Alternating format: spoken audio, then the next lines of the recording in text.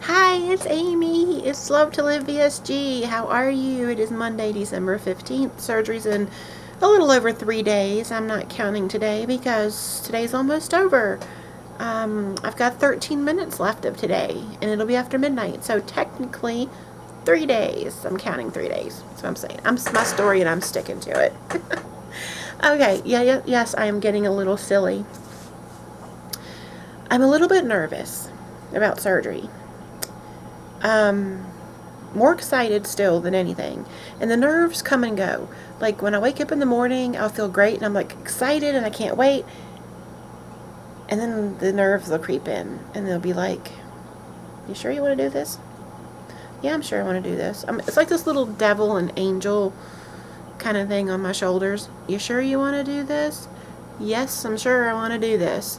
"Are you absolutely sure? Because this is forever." "Yes, I'm absolutely sure. I've wanted it 11 years. Shut up." um, so there's this back and forth little game that goes on in my head. And it's, uh, yes, I'm doing it definitely wins every time. But I don't think I would be normal if I didn't have a little bit of nerves. And I'm not as nervous about the actual surgery because I trust my surgeon. I trust my hospital. I mean, that's why I'm there. It's why I chose him, because I trust him. I just didn't go with the person that the doctor referred me to um, because they were closer. I went to the doctor that I know. I've had history with. I've had family operated on by him.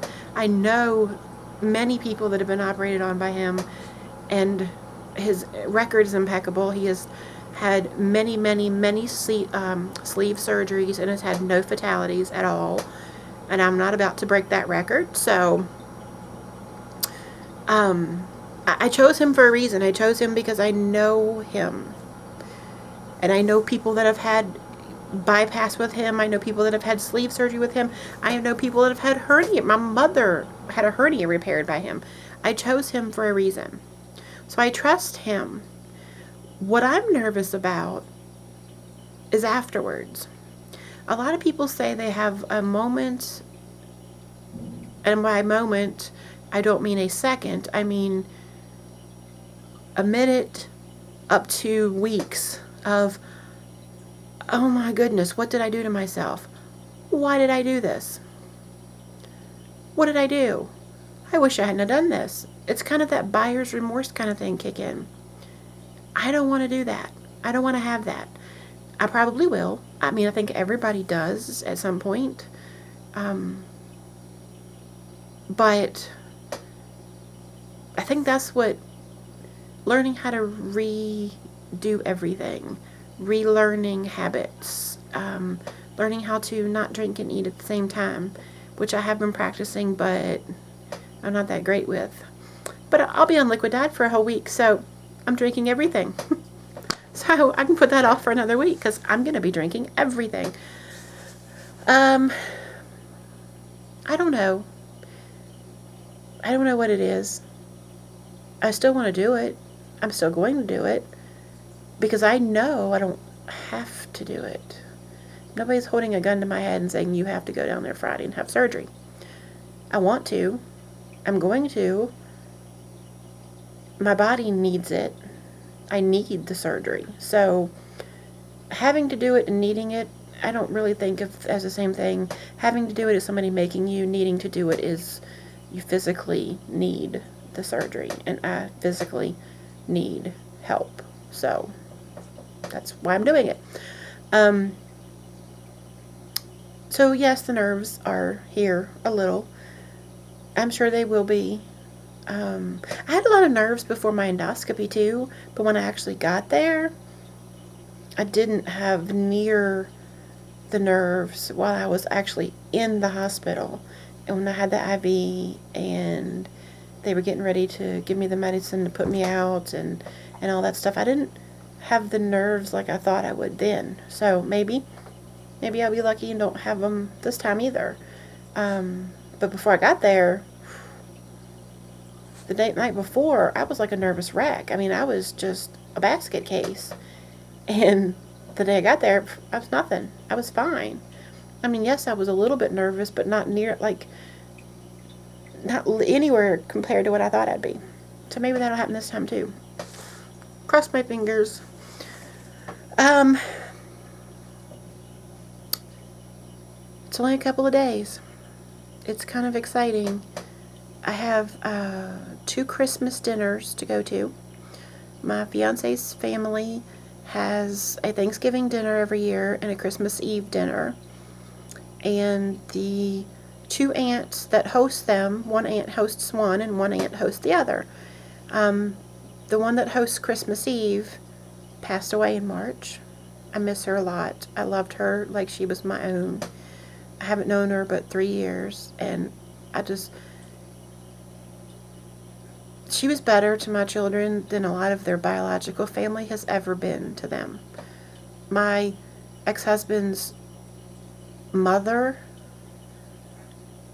has seen the kids. I mean, she contacted them on Facebook one day since we've lived here in the last 3 years and wanted to talk to them. So, like I always do when somebody contacts them that from that side of the family that hasn't been in contact with them for a long time, I asked the boys, they're 18 and 16, do you want to talk to this person? And when I gave that name to the boys, Jamie said, who is that? Didn't even know what her name was. So, I mean, you're their grandmother. You don't have anything more to do with them enough for them to even know your name, then I don't feel bad for you for not having a relationship with them, because they've been around for a long time. It's not like they're brand new. 16 and 18. So that's your fault. Sorry I got off on that little tangent, but it really is. So anyway, the family that hosts, the other aunt that hosts Thanksgiving had surgery at the end of October and had to go to a rehab facility for a little while to get her strength back. So we weren't even sure Thanksgiving was going to happen either. But it did.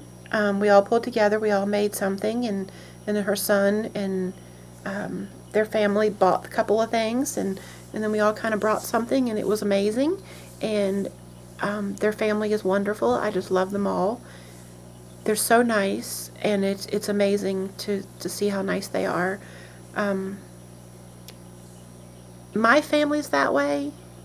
My ex-husband's family was not like that. They were not that close. Some of them were. Some of them are. Their grandfather, their biological father's father, and his girlfriend come to see them often, every couple of months.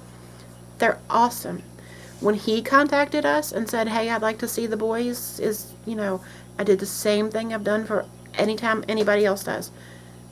This person has contacted, do you want to see them? Do you want a relationship with them? And both boys were like, absolutely, we love Granddaddy. I'm so excited. I'm so happy for them to have him. And Joyce, I love you too, because she's so nice. And it's wonderful. I'm so happy that he reached out to them and that they accepted him and want a relationship with him. That's cool. He's the only one on that side of the family they see. So, anyway. So let's get back to this. Christmas. I have a Christmas Eve dinner, which is the 24th, of course, Christmas Eve. 5 days after surgery, I have a Christmas dinner. I'm not going to eat anything. I mean, they already know. They all know about my surgery.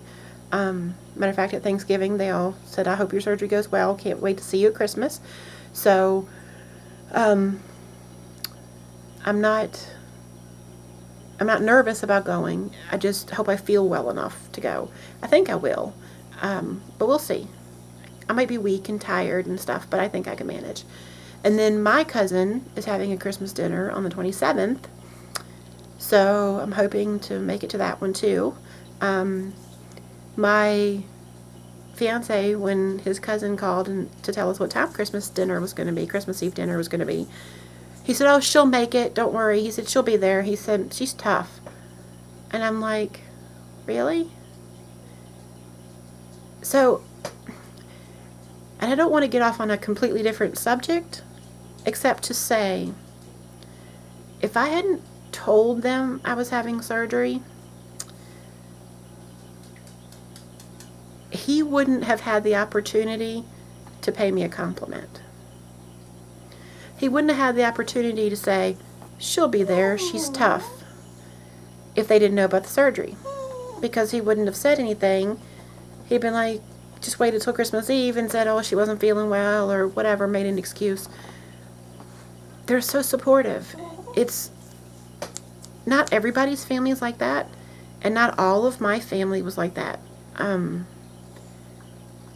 There are people that don't agree with it and have made their point kind of sort of clear.